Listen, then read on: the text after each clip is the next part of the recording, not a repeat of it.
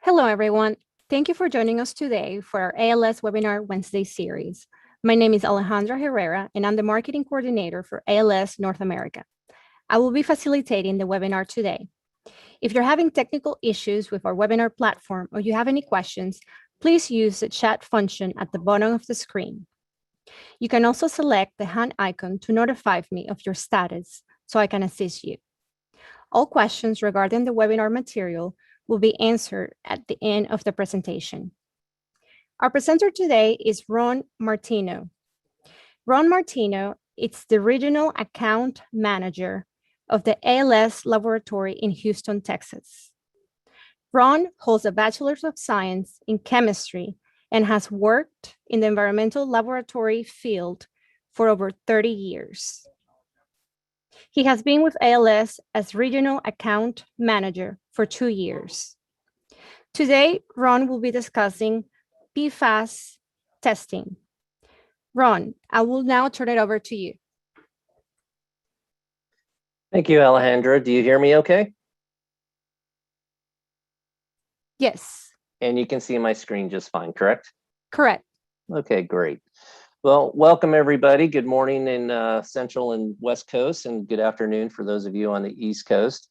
And what I'm going to present today is basically some updates with the PFAS, both the regulations, things of that nature on the federal side and the regulations on the state side.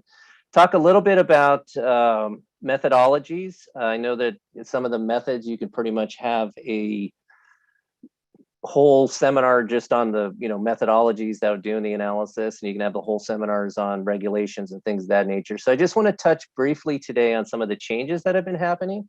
PFAS is a rapidly changing environment, both on the regulatory side and the environmental side, as far as analysis and remediation and things of that excuse me, things of that nature.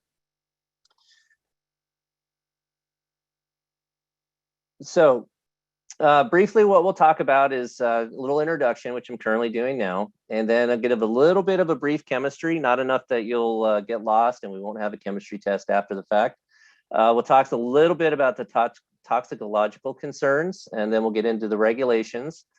Brief talk about the methodologies that are out there. I wanted to touch a little bit on the PFAS and air analysis. I'm starting to hear a lot of chatter on PFAS and air, as well as any market challenges that we're finding, at least on our end as a laboratory, finding in the marketplace when it comes to PFAS analysis and remediation. So starting with the brief chemistry, this is just a small graphic. Really just want to talk a little bit about definitions. So PFAS, per polyfluorinated alkylated substances, also PFAS, which is the easy way of saying it. So it really breaks down into two chemical definitions. One being perfluorinated, where the per stands for a fully fluorinated carbon chain. So wherever you have a carbon, it is substituted with a fluorine molecule. So unless, except for the head, whether it's a sulfononic acid or a carboxylic acid, a perfluorinated compound has all the carbons bond with fluorine.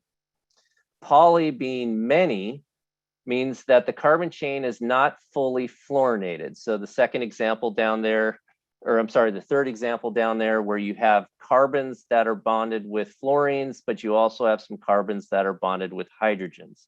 So poly being many and per basically meaning that all the carbons are bound with the fluorine molecule.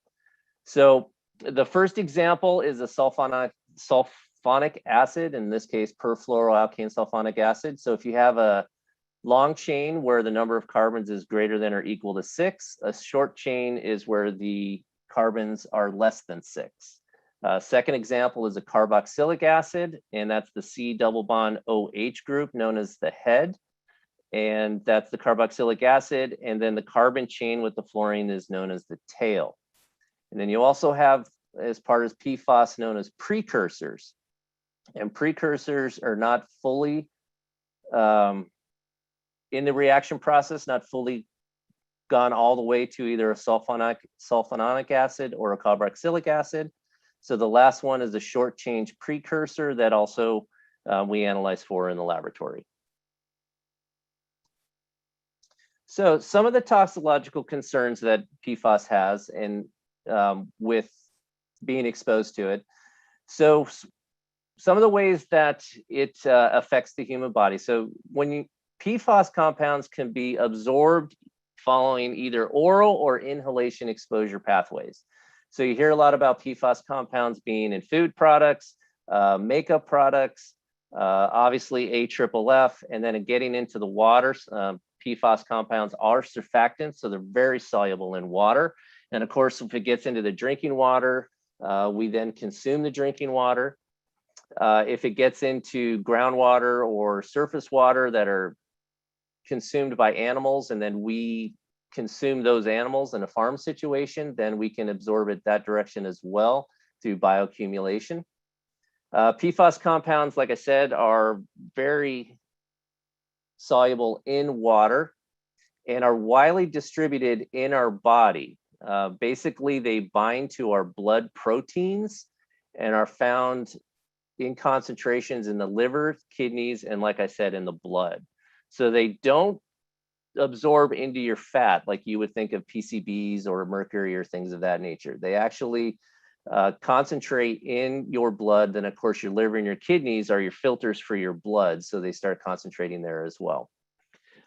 You may hear these compounds being called forever chemicals because they do not break down, and that's pretty much true. So your body does not biotransform or metabolize these compounds. They stay in your body pretty much forever. They can be eliminated through the urine, with smaller amounts being eliminated in feces and then of course breast milk. Some of the toxicological studies that have been out there have shown different diseases that have come from PFASs. So here's some examples. This is actually a toxicological study that was done. There's a link down at the bottom of the slide if you guys can read it or write it down pretty quickly. But basically just some of the things that they found in the hepatic and metabolic toxicity, that liver damage is associated with PFAS. They tested PFOA, PFAS, and PFHNXS. They noticed that increased serum enzymes as well as decreased serum bilirubin, increased serum lipids, and which basically caused higher cholesterol, both total cholesterol and LDL cholesterol. There's also reproductive problems that are associated with PFAS.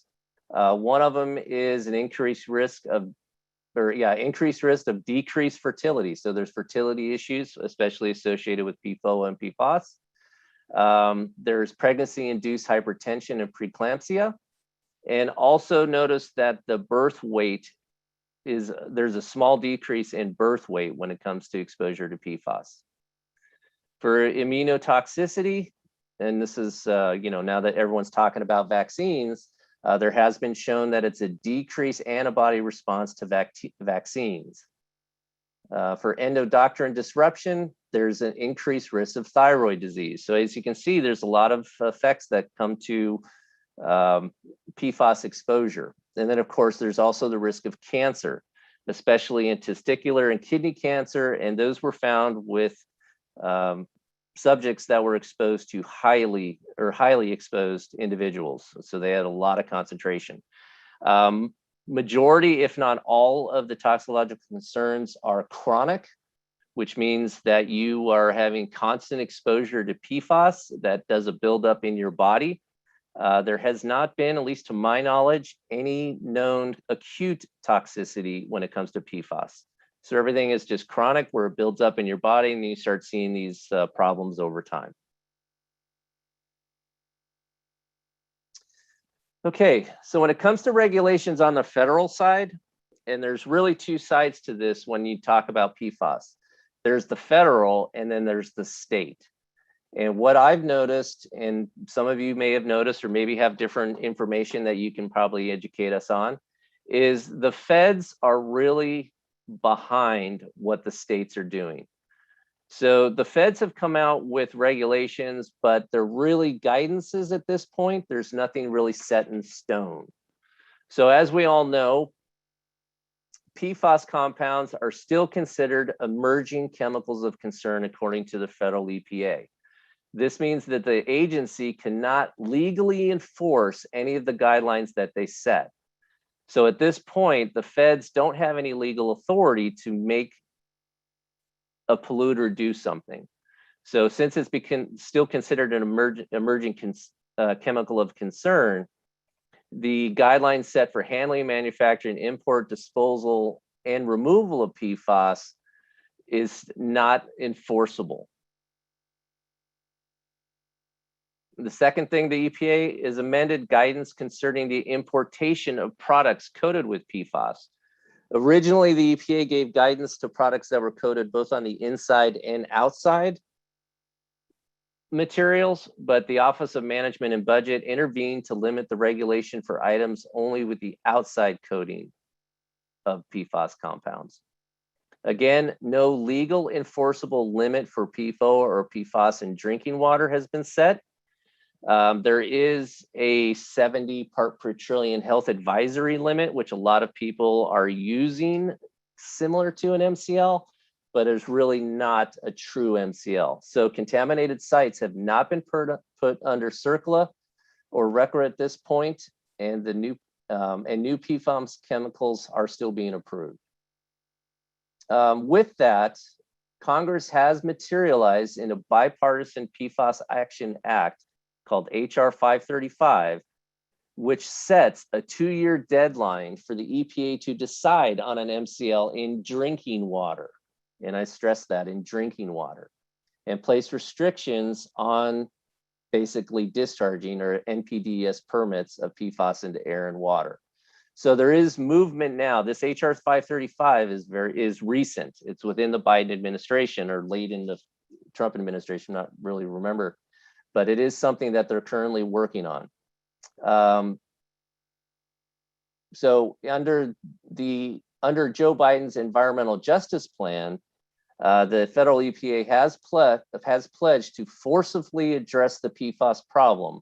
And I just received a memo last night, that I'll share at the end of this presentation, addressing that. And it, like I said, it just came out yesterday. So Joe Biden's EPA has pledged to forcefully address problems. They have revisions in 2021 and the EPA action plan.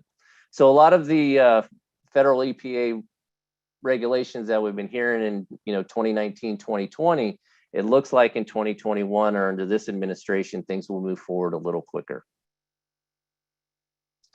So some of the highlighted actions, and again, I got this from the EPA press office. So highlighted actions for water, some of them you may have heard of. So in December 2019, the EPA accomplished the PFAS action plan by publishing new validated methods, or a new validated method. Most laboratories have brought this method online, called method 533. And this complements, it does not replace, but it complements the older method of 537.1. So now the EPA can measure 29 chemicals, where before they think they were just measuring 14 and then 18 under the revision of 537.1. In November of 2020, the EPA issued a memo detailing the interim national pollutant discharge elimination, or NPDES, permitting strategy for PFAS. And so they are in the process of developing a new analytical method to test for PFAS compounds in wastewater and other environmental media. One of the bigger things that should affect our industry in 2021 is the EPA announced the final determinations to regulate PFOA and PFAS in drinking water by requiring the monitoring of 29 PFAS under the UCMR rule for 2021. So originally in UCMR 3, they analyzed for 6 PFAS compounds. That kind of got the ball rolling when it came to PFAS analysis and in understanding the level of contamination out there. So in UCMR 5, which should go on in 2021, they're going to be looking for 29 PFAS compounds. So any laboratories out there that are going to be participating in UCMR, or any consulting firms that are going to be participating in UCMR, be aware of that it's going to be out there, and they're going to be looking for PFAS in the drinking water. So the UCMR, if you're not familiar with that, basically is unregulated contaminant monitoring rule, where they look for unregulated contaminants in drinking water supplies of cities or municipalities that have over 100,000 residents. And then finally, January of 2021, EPA finalized guidelines from Program Plan 14 and announced an advance notice of proposed rulemaking to collect data and information regarding PFAS manufacturers that would help inform whether these industrial sources warrant regulation through national elimination guidelines to address PFAS discharges. So basically, they're going to be looking at the industries that are discharging into waterways and see if there's guidelines that need to be addressed in this under those regulations. For highlighted actions in cleanup, so again, in December 2019, the EPA issued interim recommendations, again, recommendations for addressing groundwater contaminated with PFOA and PFAS, which provides guidance to federal cleanup programs for CERCLA and RCRA. This also will be helpful for states and tribes. You know, states are pretty much taking the lead when it comes to cleanups with PFAS in the United States. The recommendation provides a starting point for making site-specific cleanup decisions, as well as protect drinking water resources in the communities across the country. In December of 2020, the EPA issued interim guidance in the destruction and disposal of PFAS materials, or PFAS and materials containing PFAS, and literally are looking for public input at this point. January 2021, EPA issued advance notice for proposed rulemaking for consideration of additional authorities for addressing PFAS in the environment. And then highlighted actions when it comes to toxics. September 2019, the EPA issued advance notice proposed rulemaking to allow the public to provide input, adding PFAS compounds to the toxic release inventory and toxic chemical list.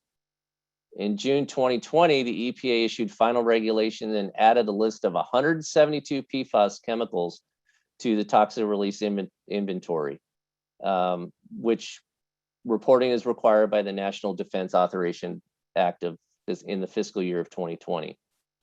In July of 2020, EPA issued final regulation that can stop products containing PFAS from entering or re-entering the marketplace without the EPA's permission.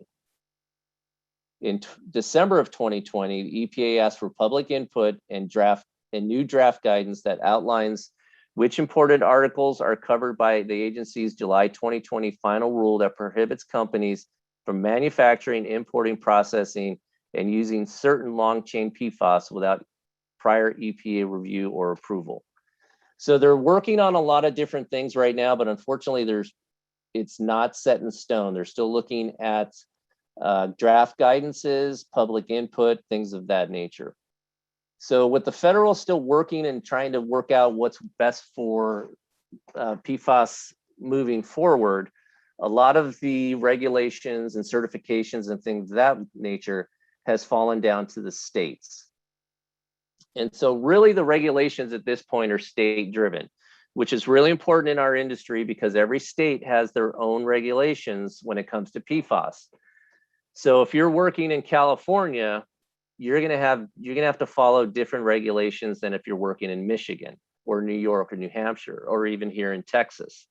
The reason I say that is we have a lot of sites throughout the United States, and if you don't understand the regional or the state specific regulation or certification in that state, then you could run afoul of those regulations. So some states, including Rhode Island and Washington, has proposed drinking water regulations for PFAS, but hopefully under President Biden's environmental justice plan, the enforceable limits for PFAS in the Safe Drinking Water Act, it'll be more federal and less state regulated. So this table down below, I'm not going to go through this table, state by state, but just as you can see, there are several states and all their regulations are different. Some of them look for PFOA, such as California. Michigan looks for PFNL. Michigan, New York does PFOA and PFAS. The concentration levels are different.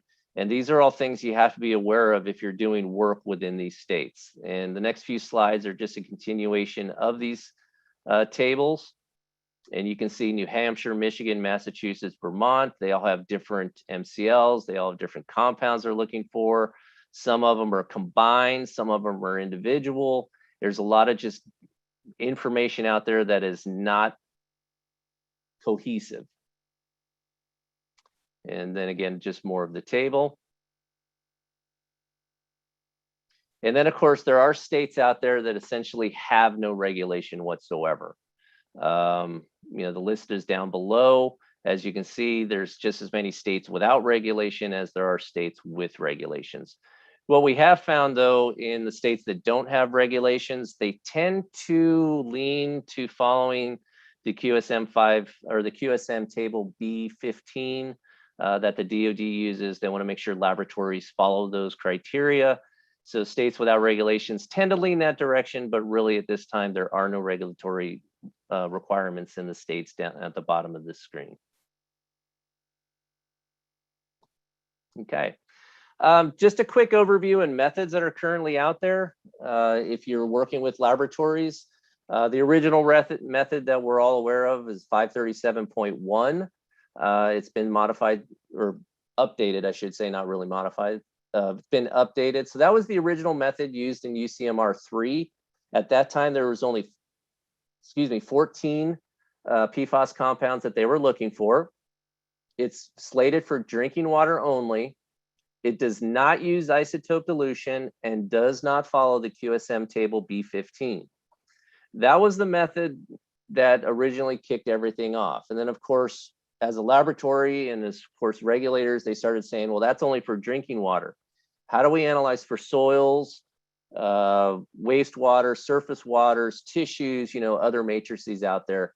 And that's when they started using the laboratory started modifying EPA 537. The one method I mentioned earlier, back in 2019, they came out with EPA 533, which is again for drinking water. They increased the amount of compounds from 18 to 25. Unfortunately, the list for EPA 533 is not the list for EPA 537.1. They complement each other. They don't overwrite each other. I'll show you an example of that in the next slide. However, 533 does use the isotope dilution and satisfy the QSM B15 table for DoD projects. Mentioned briefly, but you know, 537.1 was the first method, and then laboratories started modifying 537.1, and you know it now as EPA 537 modified, where the laboratories were able to adjust the methodology so they can analyze for multiple matrices. They can analyze for essentially an unlimited number of compounds, which most laboratories have similar lists, usually between 30, 35 compounds that are out there. It just depends on the needs of the regulatory body or you know, our clients who say, hey, I need you to analyze for this PFAS compound. But pretty much they standardize around 35 compounds. Originally, since a method is modified, laboratories can modify it any way they see fit. So if you get 3 chemists in a room, you get 4 opinions. So they were all modifying, the labs were modifying in any which way they wanted. So what the DoD did is in the QSM, they came out, and I mentioned this before, with a table B15, and basically said, if you want to do DoD work, you have to meet this criteria. They didn't say you had to do the method a certain way. They basically just said you had to meet this criteria. Well, in meeting that criteria, it forced the laboratories to modify 537 in a very similar fashion. So most laboratories, if not all the laboratories that do 537 modified, typically do it the same way. So 537 modified compound list depends on the lab, multiple matrices. It does do isotope dilution, and it does follow the QSM table B15.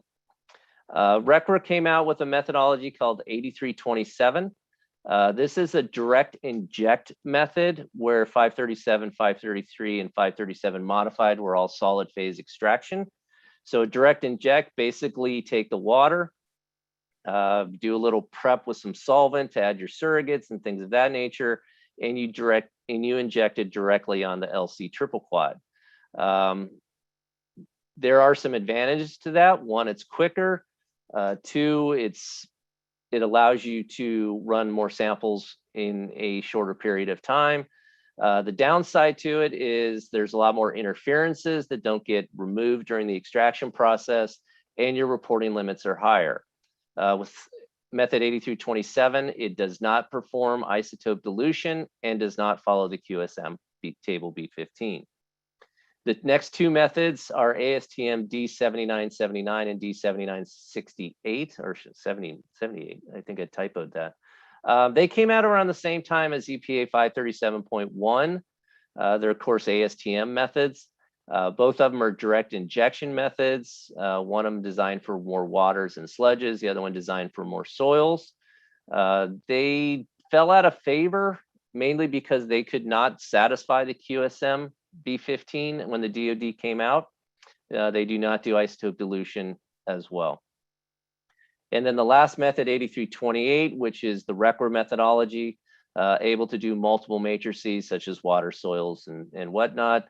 Again, 24 compounds. Reporting limits are a little higher than you get with the 537 modified, although it does use isotope dilution, and it does follow the QSM methodology. So here you have methods pretty much throughout, multiple methods here. So again, when you're going out into the field, or if you're in the field doing some sampling, not only do you have to understand what state you're in, what regulation that state requires, if that state requires a certification by the laboratory, but also what methods that state is going to allow the laboratory to perform. So for example, Region 5 EPA, they really like the ASTM methods, the D7979 and D7968 or 78. They really like those methodologies, but if you're in New Jersey, they're going to pretty much make you stick to either 537.1, 533, or 537 modified. If you're doing DoD, you're pretty much doing the 537 modified.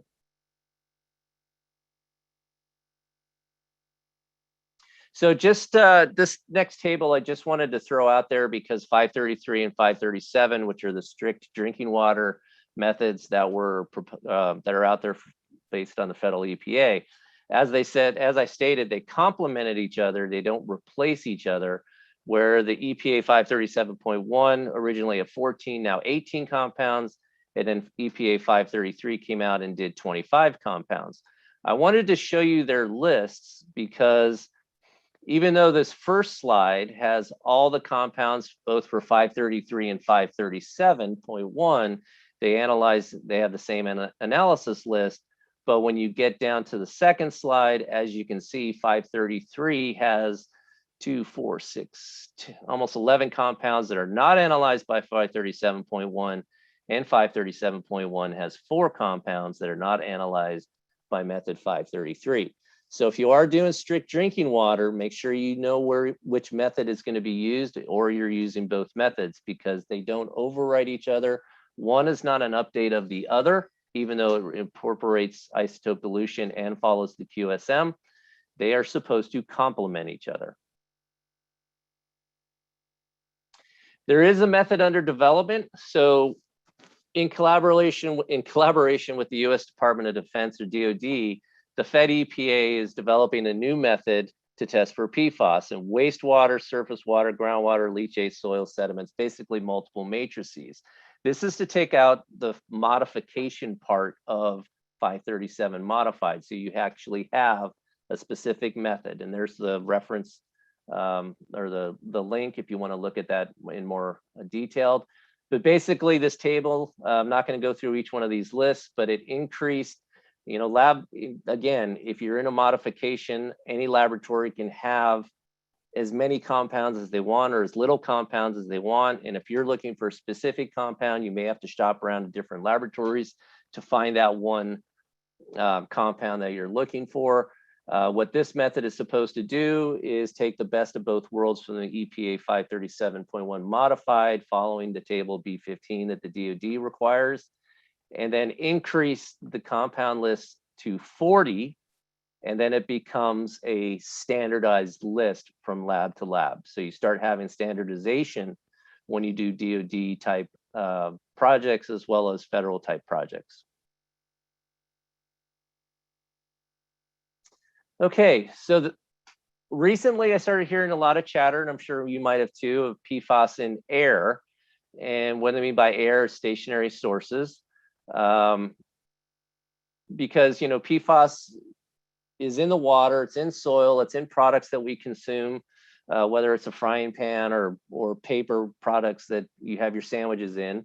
A lot of that stuff goes into incineration if it's being disposed of. So are those PFAS compounds actually getting into the air?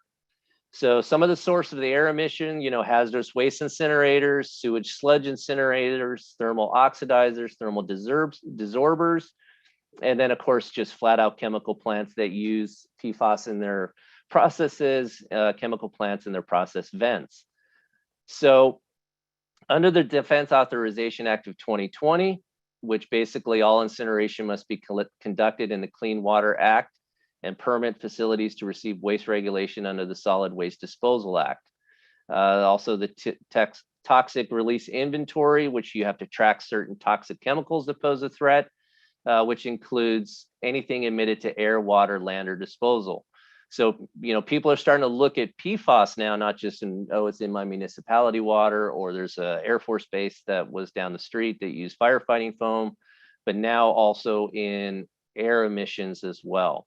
They are developing analytical methods for sampling and also the analysis. One of the methods that we have started looking at in the laboratory here in Houston is called OTM-45.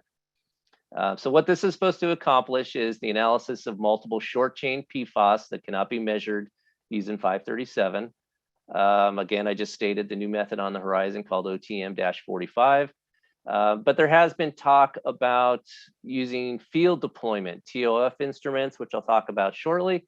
Performance-based, you know, we're doing SUMA canisters and sorbent traps for other organic compounds. So they're thinking of doing like, you know, TO13A for semi-volatile PFAS and SUMAs and sorbent traps for volatile PFAS. So I just wanted the next slide. I just wanted to put a little bit of, this is directly from OTM-45, basically how you would sample PFAS in air with a stack being on the left side. A lot of you probably are familiar with this if you're doing stack emissions. You know, we do air analysis and dioxins, which essentially is analyzed a similar way. So you have the flow gas coming out of the stack going into a probe and a nozzle, which then goes into a heated filter, into a cooling vent or cooling condenser, coil condenser, and then into an XAD-2 resin tube. And that's where the PFAS compounds are then trapped. And then that resin tube is analyzed for the PFAS compounds.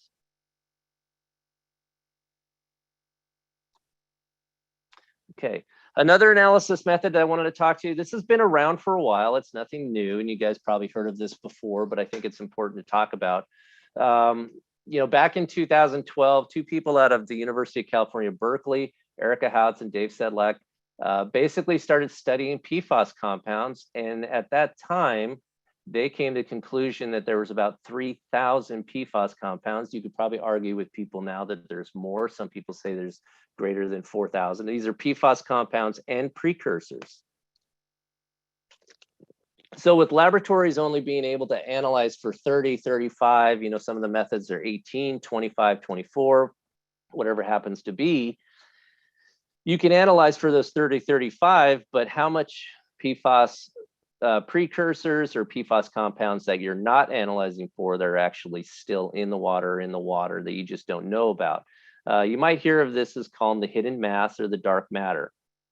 So what the total oxidative precursor or TOF assay does is it oxidizes the PFAS precursors that we don't analyze for into things that we do analyze for. So what the laboratory will do is it'll take your water, soil, whatever it happens to be, and do a PFAS analysis, and you have your results. Then it takes more of the sample material, soil, water, whatever happens to be, and oxidizes oxidizes the PFAS compounds in those water with some persulfate, sodium hydroxide, and some heat. Takes about 8 hours, and then reanalyze that water after the oxidation process. So what that does, you compare the amount of PFAS you got in your initial analysis to the amount of PFAS you got after the oxidation step to see if you had any precursors that were not accounted for in the first analysis. Now, the downfall of this is the compound actually has to be oxidizable. So if it's not oxidizable, you'll never know. But it does show that if there is precursors in there, and then you can infer the concentration. So this next slide that I have, this was a study done where they took 4 firefighting foams, or AFFFs, and the graphic on the left shows the initial analysis. So you see the AFFF 1, 2, and 4 have trace amounts of PFAS, and of course AFFF 3 has a substantial hit. This is in milligrams per kilogram.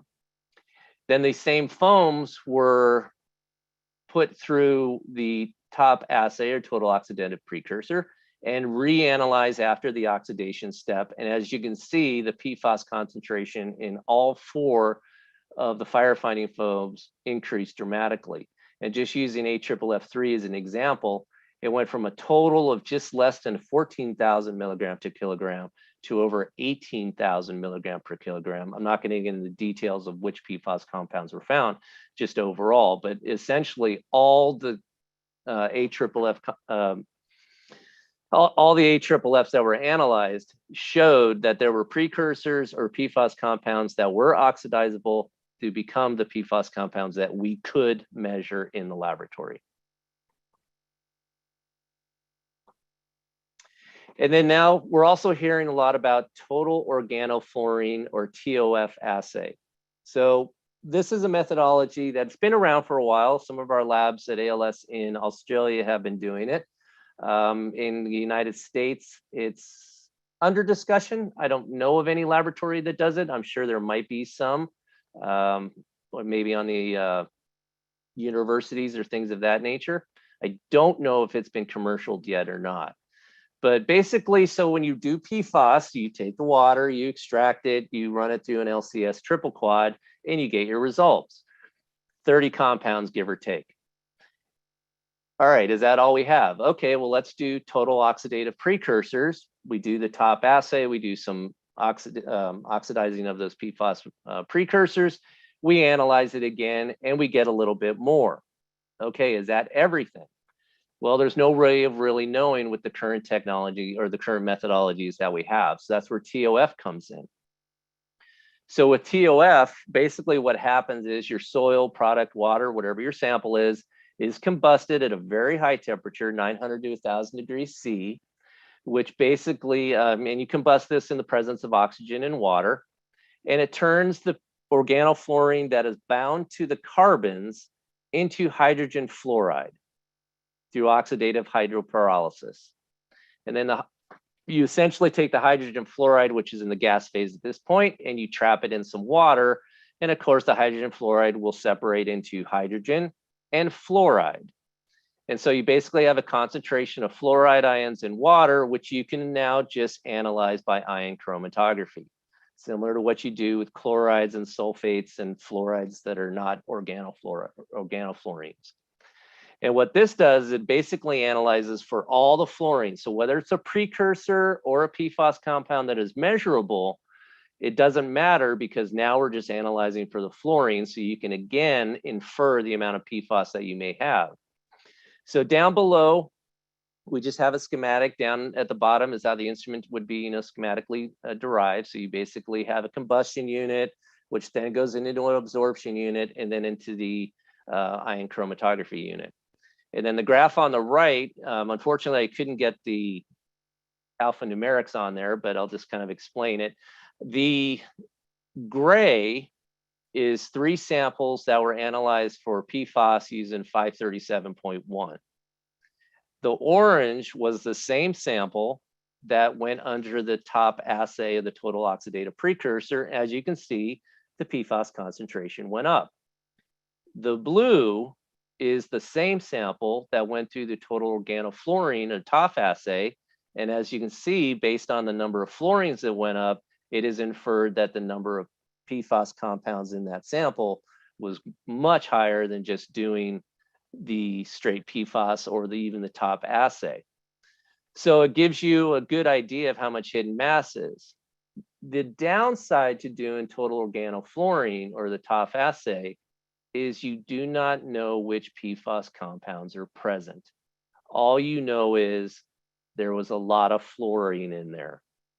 You cannot identify, it was a PFOA, was it PFAS, was it this precursor, was it, you just don't know. You just know you had a lot of fluorine and you had a lot of PFAS compounds.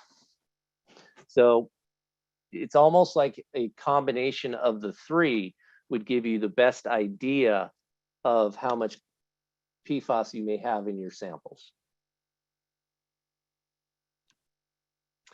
Okay, some of the market challenges, especially, like from my perspective on the laboratory, maybe your perspective as well. The lack of federal guidelines that are been promulgated. I mean, it's a lot of guidelines, a lot of studies, a lot of things that are being looked at, but there's nothing really set in stone. A big one being a federal MCL. So, I've said this before and I'll restate it, just you got to know what state you're in. If you don't know the state regulations or the requirements, you got to find out. State some other market challenges, state certifications are not consistent. For laboratories especially, some states certify for PFAS, some states certify for 537.1, some states certify for 533. Things of that nature. So if you're doing sampling and you're in a certain state like Michigan, please be aware of what Michigan is required or required the laboratories to do, and then also what the MCLs that are for Michigan as well. I know here in Texas, there's 16 compounds, PFAS compounds, on what we call the TERP tables. There is no state certification here in Texas to run PFAS, so anyone in the United States can run PFAS in Texas, but there are requirements for those 16 compounds. Like I stated earlier, non-regulated states looking for labs that are DOD or B15 compliant. Some of the market challenges, and this is pretty much true across the board, is everyone's looking for lower limits, continuous addition of analytes, methods, and certifications, and of course, always trying to increase matrices. Before it was drinking water, then it was wastewater, surface water, soils, tissues, paper, AFFF. People are looking for this everywhere because this stuff pretty much is everywhere. So again, things are changing constantly, and sometimes they are changing quickly. So I mentioned earlier in the introduction, I'm going to get out of the slide real fast. Oops. And pull up this memo. This was received, or I received it, can't speak for everyone, yesterday via email. So hopefully everyone can see this. Alejandro, if you can't see it, just let me know. But basically, this was a memo by Michael Reagan, and Michael used to be the secretary of the North Carolina DEQ, so he's very familiar with PFAS. Basically, with the Wilmington water basin down there in North Carolina. They're coming out with new regulations as we speak. I'm not going to go through this. I've read this, but basically they're coming up with a EPA Council on PFAS that's going to be headed by Radhika Fox, and I apologize if I said that name incorrectly, who's the Deputy Assistant Administrator of Office and Water, and Deb Zaro, Acting Regional Administrator of Region 1. And they're going to come up with a council to come up with strategies and collaborate with PFAS. And I'm just going to go down to this section right here. There's 4 bullet points, and this is what they're looking to do. So you can see the first one is PFAS 2021 to 2025, setting a safeguarding America's waters, air, and land. They're going to work close with interagency coordination and things of that nature. And the reason I wanted to pull this up is in that statement that things are changing. Under the previous administration, things kind of moved along, but it looks like under the current administration, things are going to move along a little bit faster. So we always got to be aware of things that are changing. And with that, I will conclude my presentation and open it up to questions for Alejandra. Thank you, Ron. Before we begin the Q&A, I would like to ask everyone to take 2 minutes to complete our survey. The link is in the chat section. We would love to hear your feedback.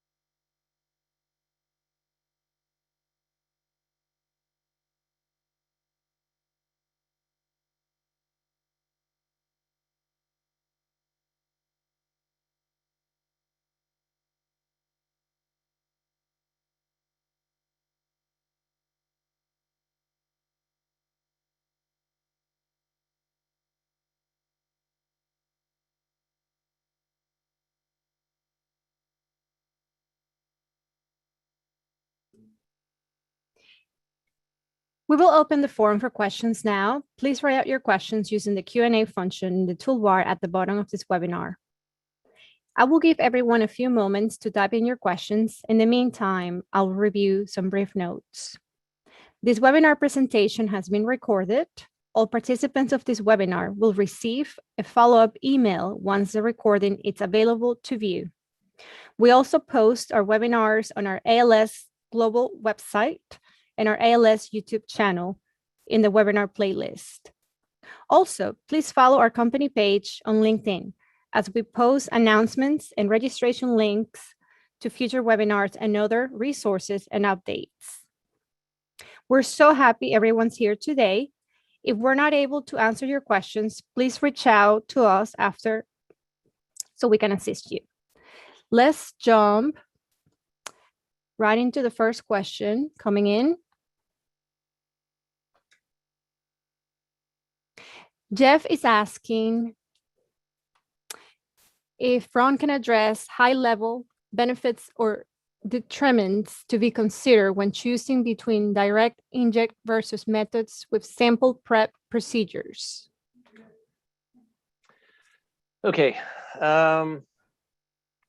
So if you know you have high levels of PFAS, where you don't have to get down to the super low part, 2 part per trillion, and if you're going to be able to meet the regulatory guidelines set by that state, direct injection would be an easier way to go. It's easier for the laboratory. However, a lot of laboratories don't do the direct injection. It's kind of fallen out of favor. Like I said, I know Region 5, which is kind of the Michigan area, still does the ASTM D79, 79, 79, 78 methods, which is direct injection. So the positives to it is the reporting limits are a little higher, but if you know you have PFAS in there at a higher level, it's going to be less expensive. It's going to be easier to perform. The downsides to it, besides the lower reporting limit, is the solid phase extraction takes out interferences that the direct injection does not. So basically, the direct injection, you have your water, you add a little bit of solvent, which has your surrogates and spikes and things of that nature, filter it and then inject it. So if your sample has high turbidity, high salts, things of that nature, high organics that you're not analyzing for, it can cause interferences with the analysis. Where if you're doing the solid phase extraction, those interferences are eliminated or mitigated through the solid phase extraction process. And then also with solid phase, you have the concentration step, which allows you to get to a lower reporting limit. Hopefully that answered your question.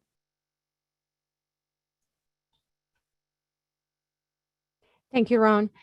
Andrew would like to know what is the hold time for PFAS samples? Holding times are kind of all over the board, but the standard is pretty much sitting with the 14 days holding time that you normally would have for most environmental analysis, like semi-volatiles, pesticides, PCBs, things of that nature.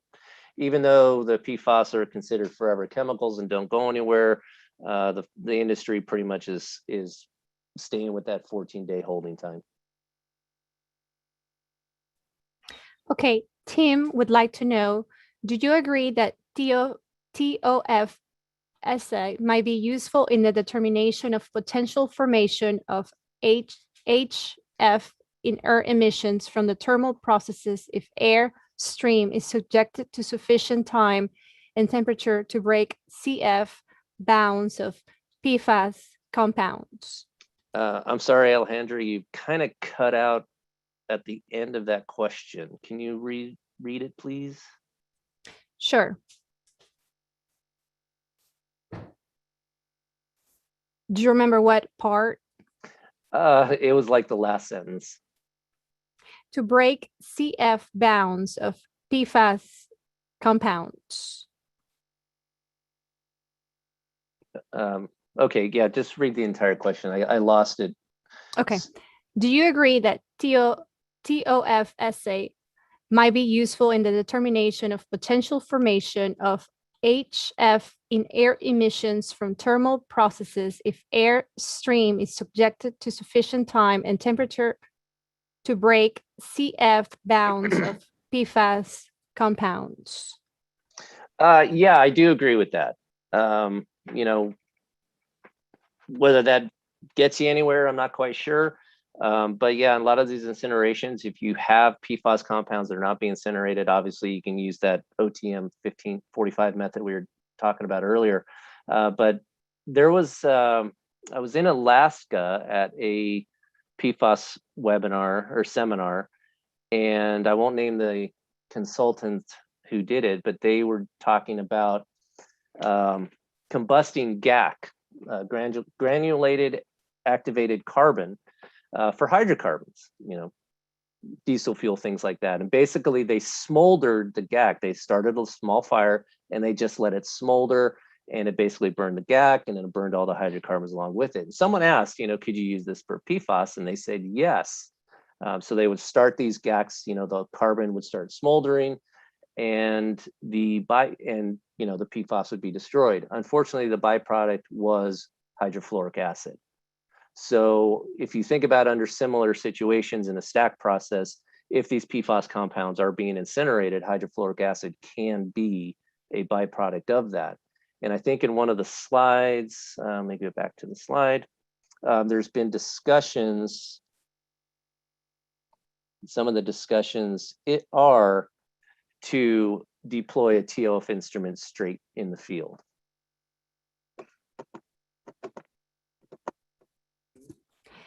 Okay, Keith would like to know what's the typical range of background levels of F in soil? Could background F potentially skew the assumption that all TOF is attributed to PFAS and PFOA or precursors? Yeah. It's hard to determine that because the TOF procedure basically is for organofluorines. There may be some background in this, you know, it's hard to say what's in the background. You'd have to test the soil. So essentially you can test the soil for fluorides using using IC prior to doing the TOF, and then, you know, see the difference. But usually the fluorine that is bound in soils or waters is in the inorganic state. But I would suggest, you know, again, it's like background for everything else. You have to kind of test to see what that background is before it can actually say, oh, is it background or not? So my procedure, if someone came to me and said, we want to do TOF, I would say, well, let's do before the TOF and after the TOF and be able to see the difference. Okay, Monica is asking, what was the date of the EPA memo? Hang on, it was yesterday. It literally was yesterday. Let me open that up again. So, because can you see, Alejandra, can you see the memo? Yes. Yeah, right there on top. US EPA, April 27th, 2020. Oh. I guess that was a year ago. That's 2021. I received this yesterday via email.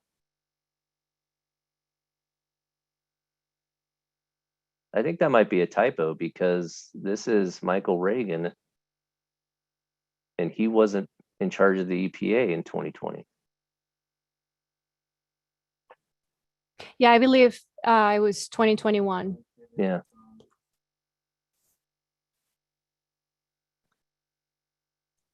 Monica, we do not send our presentations. However, if you would like me to send it to you, I would be more than happy to send you the presentation.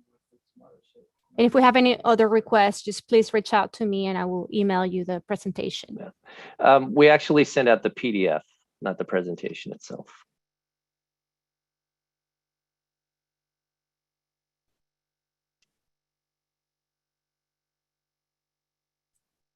Okay, Wallet is asking, what is the fate of PFAS in sludge drying facility? I'm going to have to go ignorance on this one. I really don't know.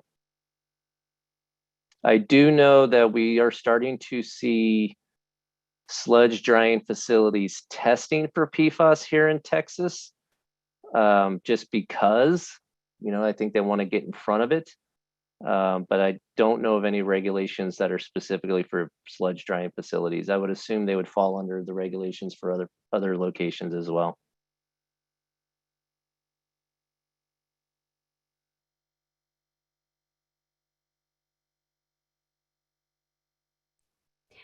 Do we have any more questions?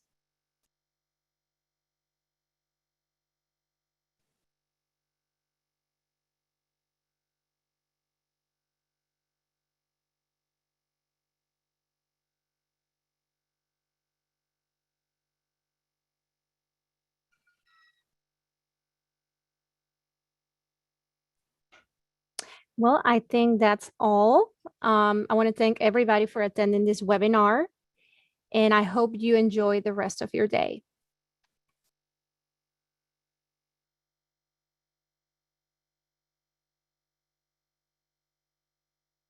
Thank you, everyone.